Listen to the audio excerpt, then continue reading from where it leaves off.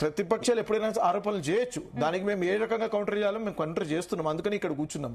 నేను ఒక్క విషయం నేను మీ ద్వారా తెలియజేసుకుంటున్నాను. ఏదైతే ఇందిరా సాహ్ని గురించి మీరు మాట్లాడుతున్నారో కేసు గురించి వర్సెస్ యూనియన్ ఆఫ్ ఇండియాలో ట్రిపుల్ టెస్ట్ ఉండాలని చెప్పేసి చెప్పారు. ట్రిపుల్ టెస్ట్ అంటే బీసీ డెడికేటెడ్ కమిషన్ ఉండాలా, వాళ్ళు స్టడీ చేసి ఉండాలా, సమగ్ర సర్వే ఉండాలా, కాస్ట్ బేస్డ్ సర్వే ఉండేసేసి you need be able to conduct the survey and data మీ దగ్గర ఉండాలా. నెంబర్ 3, 50% సీలింగ్ గురించి ఏదైతే మాట్లాడుతున్నారో it is not absolute. For your information, it is not absolute. దాంట్లో ఏమని ఉందండి, మీకు ఒకవేళ సర్కమస్టెన్సెస్ ని బట్టి మీ దగ్గర ఒకవేళ రేషనల్ ఉంటే, మీ దగ్గర ఒకవేళ డేటా ఉంటే దానిని మీ దగ్గర వెసులుబాటు ఉంది. దీంట్లో మనకు కాన్స్టిట్యూషన్ ఇస్తున్నటువంటి అమెండ్మెంట్ 73, 74 అమెండ్మెంట్ అనుగుణంగా ఇది తీసుకొచ్చినాము. You need to understand the way constitutional procedures ఉన్నాయి, డెమోక్రటిక్ ప్రాసెస్ లో ప్రొసీజర్స్ ఉన్నాయి. ఒకదానికి చట్టం తీసుకురావాలి అని అంటే that has to go through the assembly. వాళ్ళు డిస్కషన్ చేసిన తర్వాత గవర్నర్ ఆమోదం పొందాలా, దాని తర్వాత మనకు వచ్చేసి it has to go to the Lok Sabha and Rajya Sabha. అక్కడ డిస్కషన్ జరిగిన తర్వాత ప్రెసిడెంట్ దగ్గర నుంచి ఆమోదం సీల్ వచ్చిన తర్వాత it becomes a law. That you need to understand. అది జరగకుండా every state has an authority. State కి అథారిటీ ఉంది, స్టేట్ కి రెస్పాన్సిబిలిటీ ఉంది. వారికి ఒకవేళ వెసులుబాటు ఉంది, ఒకవేళ ఒక వర్గం వారు వెనుకబడ్డరు అని చెప్పేసి తేలితే వారి సర్వే అనుగుణంగా వాళ్ళకి వెసులుబాటు ఉంది పెంచుకోవడానికి. Directive principles of state policy గురించి నేను మాట్లాడుతున్నా. ఆర్టికల్ 36 నుంచి ఆర్టికల్ 51 గురించి, ఆర్టికల్ 38, ఆర్టికల్ 39 స్పెసిఫిక్ గా నేను మాట్లాడుతున్నా. ఆర్టికల్ 38 ఏమంటుందండి, ఒక వర్గం వారు వెనుకబడి ఉంటే వారి కోసం వారిని అప్లిఫ్ట్ చేయడానికి, వాళ్ళని ఎంపవర్ చేయడానికి మీకు వెసులుబాటు ఉంది. స్టేట్ గవర్నమెంట్ కి వెసులుబాటు ఉంది. This local body reservation we are talking about, this is nothing but education గురించి మేము మాట్లాడట్లే, వేరే సెక్టర్ గురించి మేము మాట్లాడట్లే. మేము మాట్లాడుతున్నది ప్యూర్ గా లోకల్ బాడీ రిజర్వేషన్ గురించి మాట్లాడుతున్నాం. ఆర్టికల్ 39 గురించి నేను మాట్లాడుతున్నాను. ఒకవేళ వారికి ఒక వర్గం వారు రిప్రజెంటేషన్ సరిగ్గా లేరు, ఒకవేళ వారికి దాదాపు 40-50 సంవత్సరాల నుంచి వారికి ఎక్కడ కూడా ఒక కాస్ట్ వారికి రిప్రజెంటేషన్ లేదు అని అంటే వాళ్ళకి పొలిటికల్లీ రిజర్వేషన్ ఇవ్వాలి అని చెప్పేసి directive principles of state policy చెప్తుంది. They may not be enforceable. అది ఎన్ఫోర్సబుల్ కాకపోవచ్చు directive principles, unlike the fundamental rights. కానీ యూ హ్యావ్ డైరెక్టివ్ ప్రిన్సిపల్స్ ఏదైతే మనకు గైడ్ చేస్తుంది కాన్స్టిట్యూషన్ ఇస్ గైడింగ్ అస్. ఏమని చెప్పేసి ఒక వర్గం వారిని, వెనుకబడిన వాళ్ళని అప్లిఫ్ట్ చేయాలి అని చెప్పేసి అది చేస్తున్న తరుణం మేము ఈ ట్రిపుల్ టెస్ట్ ఏదైతే చెప్తున్నారో ఈ ట్రిపుల్ టెస్ట్ లో ఎక్కడ ఫెయిల్ అయినామండి? ట్రిపుల్ టెస్ట్ లో 3 పాస్ అయినా. మీరు చెప్పొచ్చు భూసాని కమిషన్ మీరు ఇచ్చిన డేటాని చెప్తుంది అని చెప్పేసి.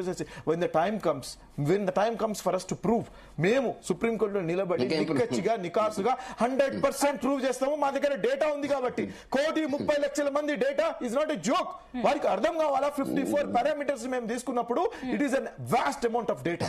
హైకోర్టులో ఏదైతే డిస్కషన్ జరిగిందో it is not a complete discussion. Only constitutional principles గురించి అక్కడ మాట్లాడినరు. You need to understand only constitutional principle గురించి. Now I'm coming to the point of mister Venkata Reddy గారు ఏదైతే మాట్లాడుతున్నారో బీజేపీ వర్సెస్ రాహుల్ గాంధీ గారు అని చెప్పేసి. ఎస్, రాహుల్ గాంధీ గారు పాంచ్ న్యాయ్ అని చెప్పేసి 2024 పార్లమెంట్ ఎలక్షన్ ముందు we have come up with a manifesto. ఏమని చెప్పినామండి, దేశంలో మేము అధికారంలోకి వచ్చిన వెంటనే నేషనల్ వైడ్ క్యాస్ట్ సెన్సస్ చేసి ఏదైతే 50% సీలింగ్ ఉందో నేషన్ వైడ్ ప్రతి ఒక్క స్టేట్ లో మేము తీసేస్తామని చెప్పేసి చెప్పినాము. మాకు డెడికేషన్ ఉంది. మేము కామారెడ్డిలో ఇచ్చినటువంటి డిక్లరేషన్ ప్రకారంగా మేము 42% బీసీస్ కి ఇస్తాము రిజర్వేషన్ అని చెప్పిన అనుగుణంగా మేము ప్రభుత్వంలో వచ్చిన వెంటనే we have come up with the survey, we have come up with the dedication commission, we have come up with the factor. మీరు ఏం మాట్లాడుతున్నారండి? బీజేపీ మేము నరేంద్ర మోదీ గారి ప్రభుత్వంలో మేము చేస్తామని చెప్పేసి 11 సంవత్సరాలు మీరు అధికారంలో ఉన్నారు. ఏం చేసిండ్రండి? 11 సంవత్సరాలు మీరు బీసీలకు ఏం న్యాయం చేసినారు? 11 సంవత్సరాలు రోహిణి కమిషన్ వచ్చి మీకు 6 సంవత్సరాలు అయింది రిపోర్ట్ వచ్చి. ఏం చేసినారని నేను అడుగుతున్నా. మేము సబ్ కేటగిరైజేషన్ గురించి మేము మాట్లాడుతున్నారు. రోహిణి కమిషన్ గురించి మీకు ఏమైనా ఐడియా ఉందా? చెప్పండి సమాధానం. మీ దగ్గర ఉంటే సమాధానం. మీ దగ్గర సమాధానం లేక బీసీల కోసం మీరుకున్నటువంటి 8 మంది ఎంపీలు, 2 మినిస్టర్లు ఎప్పుడైనా ముందుకొచ్చి మాట్లాడినరా? ఆర్ కృష్ణయ్య గురించి నేను మాట్లాడుతున్నానండి. అదే ఆర్ కృష్ణయ్య ఎక్కడి నుంచి ఎక్కడికి వచ్చినాడండి? ఆయన వైఎస్ఆర్సీపీ నుంచి ఈ రోజు బీజేపీ ఎంపీగా రాజ్యసభలో ఉన్నాడు.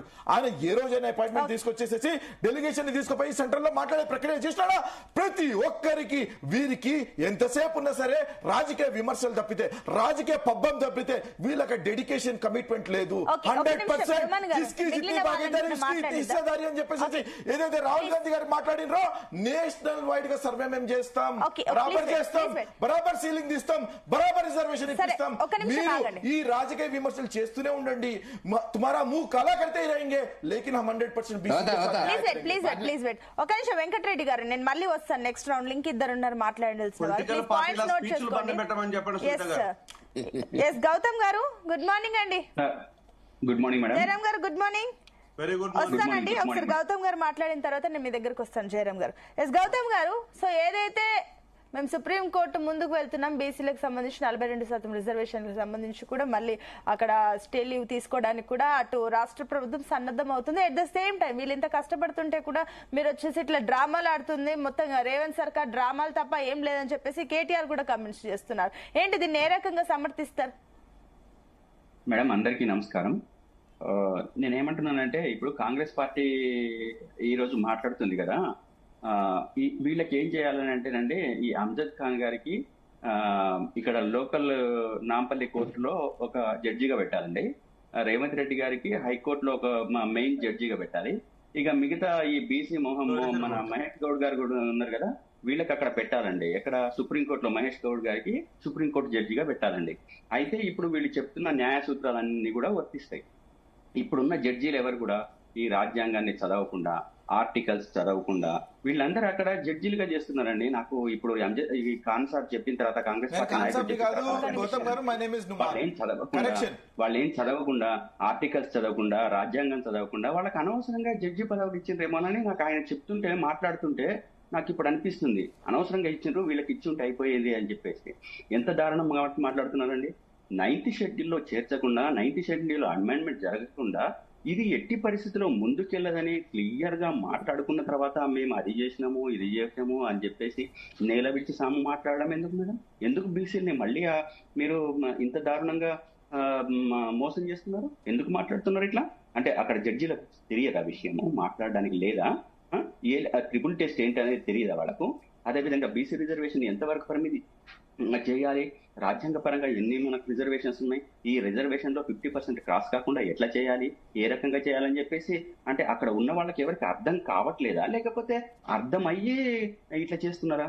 అంటే రాజ్యాంగ విరుద్ధమైన అంశాలు కోర్టులు ఎప్పుడైనా తీసుకున్నాయా? తీసుకోవడానికి ఉందా? ఒకవేళ తీసుకోవటానికి ఉంటే గనక ఖచ్చితంగా అది రాజ్యాంగ విరుద్ధమే అవుతుంది తప్ప రాజ్యాంగం అనుకూలం ఎట్లా అవుతుంది చెప్పండి? ఏ రకంగా అవుతుంది చెప్పండి? అంటే ఇప్పుడు ఇవన్నీ పాయింట్స్, ఇవన్నీ స్ట్రాటజీస్ బీఆర్ఎస్ దగ్గర ఉన్నప్పుడు అసెంబ్లీలో మీరు అందరూ కలిసే కదా బీసీలకు 42% రిజర్వేషన్ కి ఆమోదించారు. మీరు అందరూ ఆమోదిస్తేనే కదా అది ముందుకెళ్ళింది. మరి అప్పుడు ఎట్లా ఆమోదించారు మీరు? ఇవన్నీ లిటిగేషన్స్, ఇవన్నీ స్ట్రాటజీస్ ఉంటాయని తెలిసి కూడా మీరు కూడా అలాగే ద్వంద్వ వైఖరియా? కాదు తప్పు సునీత గారు. మేము వీళ్ళు ఒక ప్రాసెస్, రాజ్యాంగపరమైన ప్రక్రియని ముందుకు కొనసాగిస్తారేమో అని చెప్పేసి అనుకొని మేము దానికి మూవ్ అయినాము. వీళ్ళు ఏం చేస్తున్నారు? నేల విడిచి సామ్ చేస్తున్నారు. అంటే మీరు కూడా నమ్మారు అన్నట్టు, కాంగ్రెస్ గవర్నమెంట్ ని నమ్మారు మీరు కూడా? నమ్ముతాం కదా, గవర్నమెంట్ నమ్ముతాం కదా. అయితే బీసీని ముఖ్యమంత్రి చేస్తా అని చెప్పేసి కల్వకుంట్ల చంద్రశేఖర్ రావు గారు మోసం చేసిండ్రు. ఆ రకంగా మోసం మాత్రం మేము చేయలేదు మిత్రమా. మేము 100% డెడికేషన్ చేస్తున్నాము. ప్లీజ్ పాయింట్స్ నోట్ చేసుకోండి ఒక్క నిమిషం. ఎస్ గౌతమ్ గారు, మీరు పాయింట్ నేనేమంటున్నానంటే, ఇప్పుడు గవర్నమెంట్ ని నమ్మకుండా మిగతా పార్టీలన్నీ ఏకగ్రీవంగా దాన్ని ఎట్లా ముందుకు తీసుకెళ్తాయి మేడం? మరి నమ్మకం ఉన్నప్పుడు వేచి ఉండాలి కదా. వీళ్ళు సుప్రీంకి వెళ్తున్నంత వరకు మరి ఏం చేస్తారో చూడాలి. కానీ డ్రామాలు ఆడుతున్నారని మీరు మళ్ళీ నెగిటివ్ పబ్లిక్ లో ఇంప్లిమెంట్ చేస్తున్నారని చెప్పేసి మీ పైన ఆరోపణ. ఎందుకు డ్రామాలు ఆడుతున్నారు అని చెప్పేసి అంటే, పార్లమెంట్ లో డిస్కస్ జరగకుండా, పార్లమెంట్ లో ఒక చట్టం చేయకుండా, 9th షెడ్యూల్ అమెండ్మెంట్ జరగకుండా, దాంట్లో చేర్చకుండా ఇవన్నీ జరగవు అని చెప్పేసి తెలిసి కోర్టులు ఏం చేస్తాయి, పార్లమెంట్ ఏం చేస్తుంది అని చెప్పేసి ఏమైనా డిఫరెన్స్ తెలియదా? ఇప్పుడు రాజ్యాంగ పరంగా, చట్టపరంగా ఏవైతే చట్టాలు జరుగుతాయో అది అమలు చేయడానికి కోర్టులు ఉన్నాయి మేడం. వాళ్ళ సొంత అభిప్రాయం చెప్పడానికి కాదు.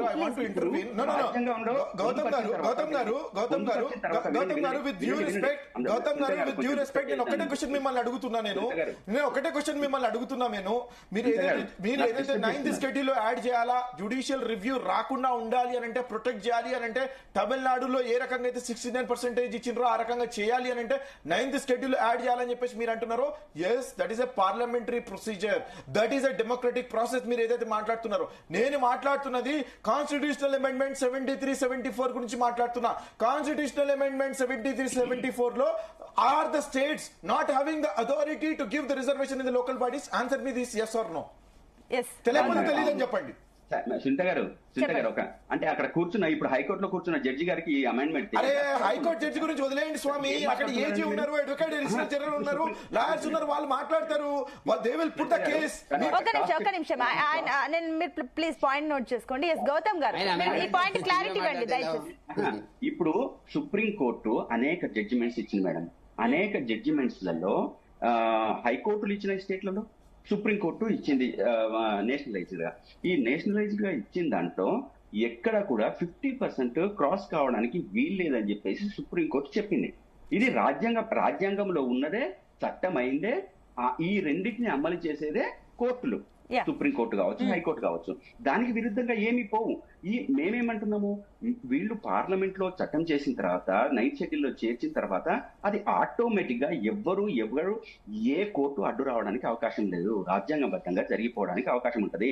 ఒకవేళ రాజ్యాంగంలో ఉన్న తర్వాత 42% ఇవ్వాలి అని చెప్పేసి మనం అమెండ్మెంట్ చేసిన తర్వాత ఏ కోర్టు మాట్లాడడానికి లేదండి, ఏ వ్యక్తి మాట్లాడడానికి లేదండి. ఇప్పుడు పోక్సో చట్టం తీసుకొచ్చారు మేడం. ఒక పోక్సో చట్టం తీసుకొచ్చిన తర్వాత అమలు చేయడానికి ఎవరైనా ఆటంకం కలిగించడానికి అవకాశం ఉంటుందా? శిక్ష వేసే దాంట్లో అవకాశం ఉంటుందా? క్రాస్ చేసే దాంట్లో ఉంటుందా? ఉండదు. అట్లనే ఇది కూడా కంకరెంట్ సబ్జెక్ట్ గురించి మీరు చెప్పరు. పోక్సో చట్టం ఎట్లా కంపేర్ చేస్తారండి రిజర్వేషన్ ని? మీరు what are you talking about? Bullshit మాట్లాడుతున్నారు మీరు. పోక్సో చట్టం గురించి ఎట్లా మాట్లాడతారండి మీరు? ఒక రిజర్వేషన్ బిల్ గురించి మాట్లాడమని చెప్తుంటే మీరు మాట్లాడాలంటే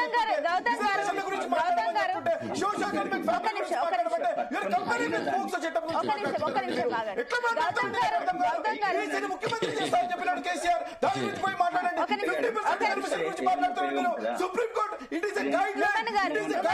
అది లక్ష్మణ నుమన్ గారు ప్లీజ్ వెయిట్ ఒక్క నిమిషం. గౌతమ్ గారు మీరు టాపిక్ ని డీవియేట్ చేస్తున్నారండి. ప్లీజ్ పాయింట్ కి రండి దయచేసి. మేము డీవియేట్ చేయట్లేదు మేడం, నేను కంపేర్ చేస్తున్నా. ఒక చట్టం అయిన తర్వాత మేడం నేను దాన్ని తీసుకొచ్చి నేను డైవర్ట్ చేయట్లేదు. నేను ఒక విషయాన్ని నేను చెప్తున్నాను అంతే తప్ప నేను డీవియేట్ చేయట్లేదు. ఓకే ప్లీజ్ పాయింట్ కి రండి. నేను జయరామ్ గారి దగ్గరికి వెళ్ళాలి, టైం వేస్ట్.